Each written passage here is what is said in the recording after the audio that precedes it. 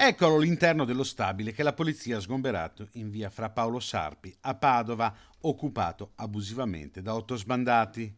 All'interno sono stati trovati 7 cittadini stranieri, di cui 6 irregolari sul territorio, e un italiano. I poliziotti hanno controllato l'edificio in zona stazione dove nei giorni scorsi era stato notato che le travi che chiudevano le porte erano state danneggiate. Giunti sul posto, gli agenti hanno trovato la porta forzata e una volta entrati all'interno della palazzina, composta da 3 piani, hanno riscontrato l'occupazione abusiva, accertando la presenza di numerosi giacigli di fortuna e di 8 persone che vi si erano stabilite.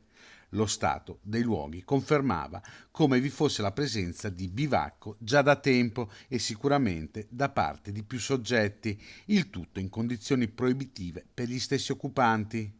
Infatti, oltre ai giacigli, gli agenti hanno trovato indumenti gettati ovunque, avanzi di cibo, effetti personali vari, bottiglie vuote, escrementi e spazzatura di ogni tipo, che facevano apparire il luogo oramai assimilabile a una vera e propria discarica, con condizioni igienico-sanitarie inesistenti. Gli 8 sono stati denunciati per occupazione abusiva e 2 dei 7 stranieri sono stati portati al centro per il rimpatrio di Gradisca di Sonzo.